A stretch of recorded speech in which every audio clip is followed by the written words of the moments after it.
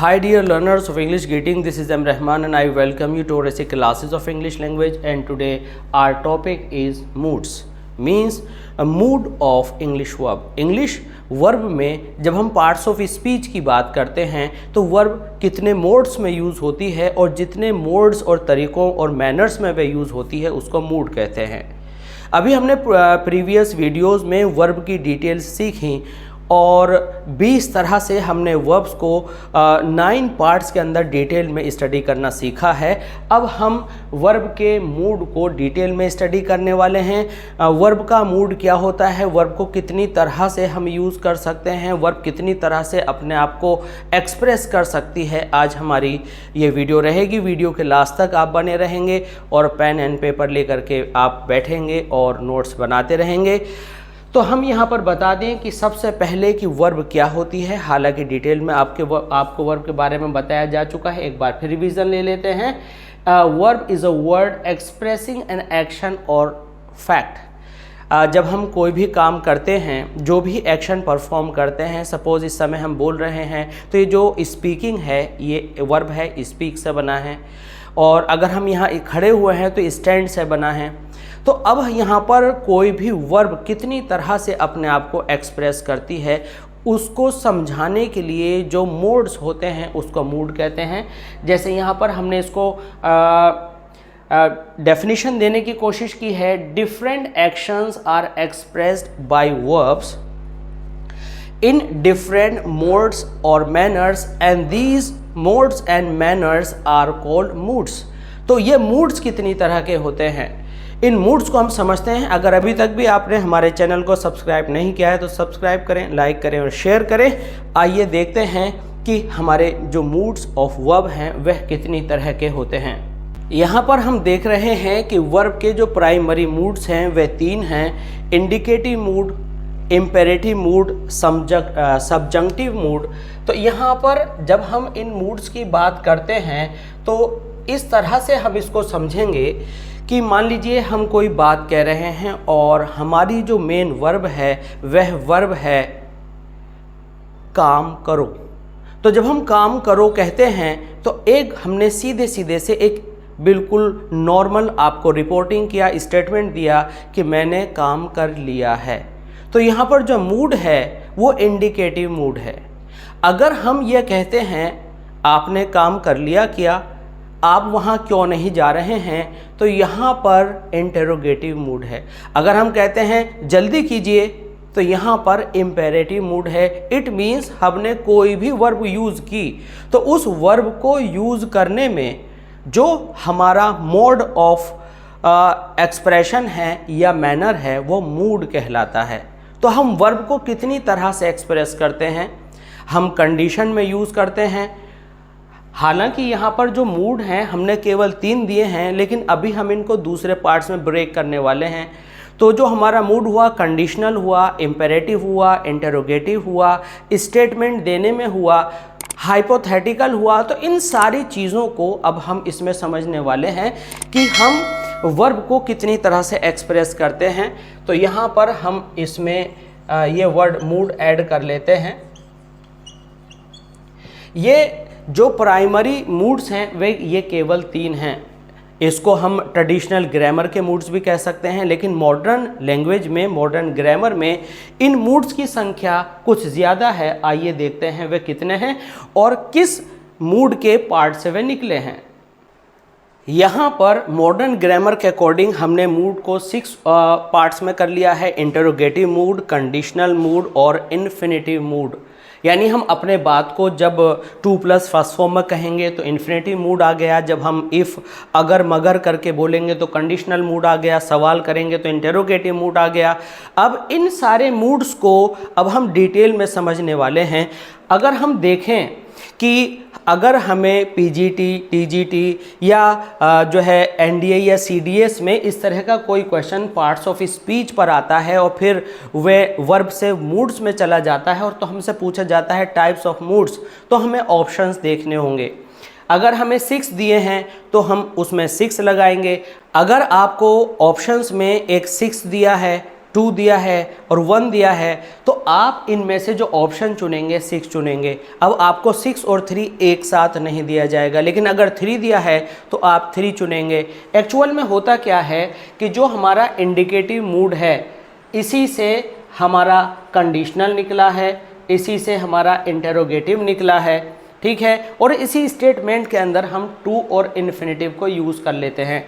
तो बेसिकली जो हमारे प्राइमरी मूड्स हैं वो 3 हैं, बिल्कुल अच्छे से याद कर लीजिए, इंडिकेटिव मूड, इम्पेरेटिव मूड और सब्जंक्टिव मूड। अब हम यहाँ पर बिगिन करने वाले हैं अपने इंडिकेटिव मूड से। हम इंडिकेटिव मूड के अंदर ही आपको जो रिलेटेड मूड्स हैं उनको बताते चलेंगे, ध्यान से समझिएगा। ओपिनियन को हम देखते हैं। देखिए, जितने भी आपके असर्टिव सेंटेंसेस हैं, असर्टिव सेंटेंस किसे कहते हैं? असर्टिव सेंटेंस कहते हैं जिसके अंदर आपका क्वेश्चन नहीं होता, जिसके अंदर आपका एक्सक्लेमेशन नहीं होता, जिसमें आप किसी बात को या तो एक्सेप्ट करते हैं या डिनाई करते हैं, फैक्ट स्टेट करते हैं या डिनाई करते हैं, वो आपके इंडिकेटिव मूड होते हैं, मूड में होते हैं। तो इंडिकेटिव बना है इंडिकेट से, जो दर्शाता है कि आप ऐसा कर रहे हैं या ऐसा नहीं कर रहे हैं। फॉर एग्जाम्पल, जैसे कि हमने कहा द स्काई इज़ ब्लू, यहाँ पर जो स्काई है वह ब्लू है, यह एक फैक्ट है। अगर हम ये कहते हैं the sky is not red, तो ये डिनाई कर रहा है, तो ये हुआ आपका इंडिकेटिव मूड के अंदर आने वाला मूड। ओपिनियन में आप सेंटेंस कहते हैं in my opinion our officers are honest. आपने अपना ओपिनियन रखा तो इसमें आपको मिलता है indicative mood. To put emphasis, जब आप किसी चीज़ पर दबाव डालते हैं, जैसे कि वास्तव में मैं झूठ बोलने को नापसंद करता हूं, तो आप इस तरह से कहते हैं I really hate telling lies. तो यहाँ पर जो रियली है ये एम्फेसिस पुट कर रहा है, एम्फेसाइज कर रहे हैं आप स्टेटमेंट को। इट मीन्स जब आप किसी बात पर जोर डालकर कहते हैं, तो इस तरह का कोई भी सेंटेंस आपका आता है इंडिकेटिव मूड के अंदर। तो ये आपको यहाँ पर अंदाज़ा हो गया कि इंडिकेटिव मूड किसे कहते हैं। इंडिकेटिव मूड के अंदर ही अगर आपको इंटेरोगेटिव मूड का ऑप्शन नहीं आया, तो जो हमारी ट्रेडिशनल इंग्लिश ग्रामर है, स्पेशली वे सारे रूल्स जो ब्रिटिश इंग्लिश पर बेस करते हैं, इसी के अंदर आपके क्वेश्चंस भी आते हैं। यानी क्वेश्चंस मीन्स जिसे आप इंटेरोगेटिव मूड भी कहते हैं, जिसे आप इंटेरोगेटिव मूड भी कहते हैं। तो इसमें आप कोई भी क्वेश्चन, चाहे वो वह टाइप के क्वेश्चंस हों या वह टाइप के क्वेश्चंस आपके न हों, हेल्पिंग वर्ब से यस नो टाइप के क्वेश्चंस हों, ठीक है, तो वे सारे जो क्वेश्चंस हैं वो आपके आते हैं किसमें? इंडिकेटिव मूड में। हमने कहा the sky is not red, तो इसको हम इस तरह से भी कह सकते हैं इज़ द स्काई ब्लू। तो ये हमने जो क्वेश्चन इसमें लगाया, तो ये आपका इंटेरोगेटिव मूड कहलाएगा। Interrogative mood lies in itself in indicative mood. तो ये आप इसको याद रखेंगे। आप चाहे इसको अलग तरह से भी सेपरेट करके समझ सकते हैं कि ये इंटेरोगेटिव मूड है, लेकिन इंटेरोगेटिव मूड इंडिकेटिव मूड का एक पार्ट है। कुछ और एग्जाम्पल्स देख लेते हैं। मान लीजिए ये हमने एग्जाम्पल नंबर यहाँ पर फर्स्ट लिया। सेकंड एग्जाम्पल में हम कहेंगे how are you living these days.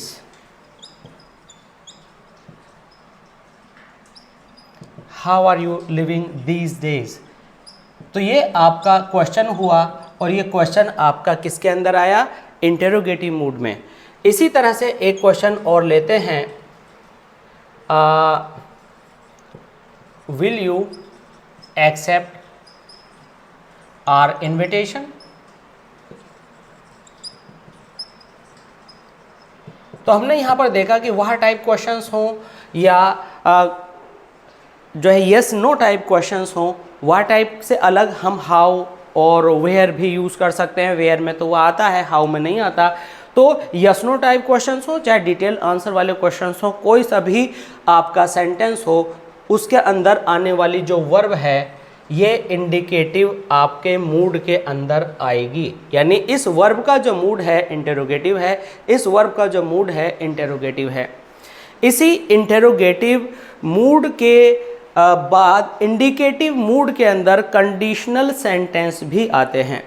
कई बार कंडीशनल सेंटेंसेस को कंडीशनल मूड कह करके अलग कर दिया जाता है। यहाँ पर हम कुछ एग्जाम्पल्स लेने वाले हैं कंडीशनल मूड के। कंडीशन के अंदर आप जो है अक्सर इफ़ का यूज़ करते हैं।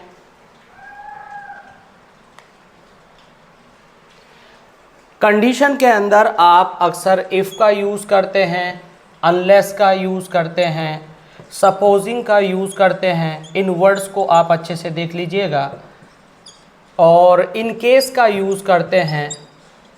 तो इनको आप कंजंक्शंस को अच्छे से समझ लें। इनके साथ जब हम कोई भी सेंटेंस यूज़ करते हैं, फॉर एग्जांपल हमने कहा इफ़ यू अर्न मच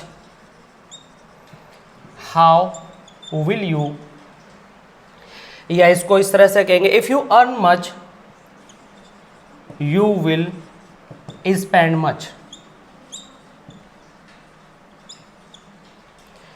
अगर इसके अंदर आधा पार्ट आपका इंटेरोगेटिव आ जाए तो जो कंडीशन वाला पार्ट है ये आपका जो अर्न वर्ब होगी ये वर्ब कहलाएगी आपकी कंडीशनल मूड के अंदर।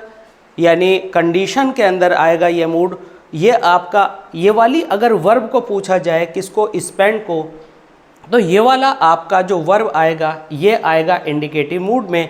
इसलिए हम इस पूरे सेंटेंस को इंडिकेटिव मूड में दिखा सकते हैं। लेकिन अगर आपको ऑप्शन में इंडिकेटिव मूड नहीं है और अर्न को पूछा है तो आप कंडीशनल मूड दिखा सकते हैं। ये कंडीशन के अंदर आता है। तो इसी तरह से जब हम कुछ सपोज करते हैं, मानते हैं कि अगर ऐसा होगा तो आप क्या करेंगे, तो वहाँ पर आपका कंडीशनल मूड होता है। तो इस तरह से इन सारे वर्ड्स को यूज़ करके जो भी सेंटेंस आप स्ट्रक्चर तैयार करते हैं वह आपके कंडीशन मूड के अंदर आते हैं। इसके बाद अब हम चलेंगे हमारा दूसरा इम्पोर्टेंट मूड, इम्पेरेटिव मूड। अभी हमने बताया कि इंडिकेटिव मूड, इम्पेरेटिव मूड और सब्जंक्टिव मूड। तो अब हम अपने ट्रेडिशनल ग्रामर के अकॉर्डिंग दूसरे मूड में एंटर कर रहे हैं जो कि है इम्पेरेटिव मूड। इम्पेरेटिव मूड को हम कुछ इस तरह के सेंटेंसेस से शुरू करते हैं जिनका जो हमारा सब्जेक्ट होता है जनरली वह सब्जेक्ट होता है यू, सेकंड पर्सन, और हम उस सेकंड पर्सन को यूज़ नहीं करते और हम सीधे सीधे क्या करते हैं, वर्ब की फर्स्ट फॉर्म को यूज़ करते हैं। जैसे कि हमने कहा गो होम, घर जाइए। अब ये जो गो होम है, एक गो होम हमने इस तरह से लिखा, दूसरा गो होम हमने इस तरह से लिखा। तो ये जो इंस्ट्रक्शन है ये मॉडरेट है और ये जो इंस्ट्रक्शन है ये सीवियर है। घर जाइए इंस्ट्रक्शन है, अपने आप में रिक्वेस्ट, ऑर्डर, एडवाइस के दायरे के अंदर आ सकता है। और अगर हमने साइन ऑफ एक्सक्लेमेशन के साथ लगाया है तो ये सीवियर इंस्ट्रक्शन है कि घर जाइए। इसमें हमारी इंटेंसिटी और प्रेशर ज़्यादा होता है। तो आपको यहाँ पर कन्फ्यूजन में आने की ज़रूरत नहीं है कि यहाँ पर गो होम लगा है, एक्सक्लेमेटरी मार्क आया है तो ये क्या हुआ। तो ये भी आपके इम्पेरेटिव मूड के अंदर आता है। अर्ज का मतलब होता है निवेदन करना बहुत ज़्यादा हम्बल वे में। जैसे कि साधु संत महात्मा कहते हैं कि भाई आप सच बोलिए, तो दे urge to speak the truth. तो यहाँ पर अर्ज यूज़ किया गया। To issue warning, to make an offer and to prohibit. To issue warning जहाँ पर आप कोई ये सचेत करने वाले हों, it is going to rain, take umbrella with you. तो ये वार्निंग हुआ, तो ये आपका जो सेंटेंस होगा इम्पेरेटिव मूड में आएगा। To make an offer, to make an offer किस तरह से आप समझेंगे इसको, तो टू मेक एन ऑफ़र का एग्जाम्पल यहीं समझ लेते हैं। हमने कहा can I get you a pen या अ बैग, क्या मैं आपके लिए एक बैग ला दूं। आप ऐसे भी कह सकते हैं could you please accept my gift.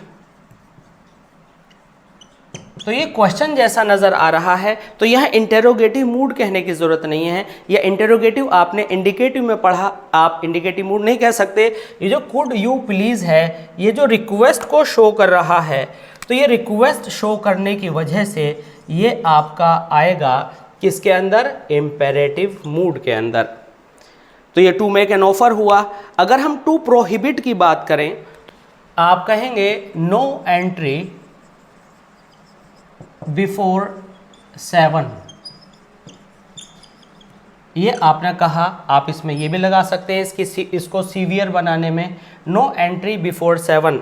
तो इसमें अब यहाँ पर एक बात है कि कोई वर्ब नहीं दी गई, जैसा कि हमने बिगिनिंग में बताया था। तो यहाँ पर आप बिना वर्ब के भी, क्योंकि ये एक वार्निंग है, इसके अंदर एक इंस्ट्रक्शन है नो एंट्री बिफोर 7, तो इसके अंदर इम्पेरेटिव मूड होगा। इसको आप समझ सकते हैं डोंट एंटर बिफोर 7। इसी तरह से हमने जो वार्निंग कहा था, हमने कहा हॉल्ट। हॉल्ट मीन्स आपने halt means hands up. Hands up यानी आप हाथ ऊपर कर लीजिए, गन नीचे छोड़ दीजिए। हॉल्ट इसी तरह का एक एक्सक्लेमेशन है, एक इंस्ट्रक्शन है कि जहाँ हो वहीं रुक जाओ। तो इस तरह से हॉल्ट आया, हैंड्स अप आया। तो ये वार्निंग इशू करने में जो वर्ड हम यूज़ कर रहे हैं, इस तरह के सारे वर्ड्स आपके इम्पेरेटिव मूड के अंदर आते हैं। अब इम्पेरेटिव मूड का फर्दर पार्ट देखते हैं। फर्दर पार्ट में आप देखेंगे कि लेट मी गो नाउ, ये आपका example first, second and example third. तो इसमें लेट मी, तो लेट से एक्सप्रेस करने वाले सारे जितने भी आपके सेंटेंसेस हैं इम्पेरेटिव मूड में आएंगे। लेट अस डू वर्क, आओ मिलकर काम करें, तो ये एक तरह से रिक्वेस्ट भी है और एक सीधा सीधा स्टेटमेंट ना हो करके कोई सजेशन भी है। डू नॉट शाउट हियर, तो ये वार्निंग भी है, ये आपको एक इंस्ट्रक्शन भी है। और इस तरह से भी आप इसे एक्सप्रेस कर सकते हैं नो शाउटिंग या नो शाउटिंग प्लीज़। तो ये जो सारी बातें निकल कर सामने आई, सेंटेंसेस हमने देखे, तो ये हैं इम्पेरेटिव मूड से रिलेटेड सारे सेंटेंसेस। और इनमें जो वर्ब यूज़ हुई है वह वर्ब हुई है किस मूड में, इम्पेरेटिव मूड में। तो यहाँ पर आज हमने इंडिकेटिव मूड को और इम्पेरेटिव मूड को अच्छे से समझा। अब हमारा ट्रेडिशनल ग्रामर के अकॉर्डिंग एक मूड बचा है, सब्जंक्टिव मूड। इस मूड को समझेंगे अगली वीडियो में। जब तक आप बने रहिए हमारे साथ और हमारे चैनल को सब्सक्राइब कीजिए, लाइक कीजिए एंड शेयर कीजिए। मिलते हैं जल्दी ही सब्जंक्टिव मूड के साथ। Thanks for watching, thanks for being with us, thanks a lot.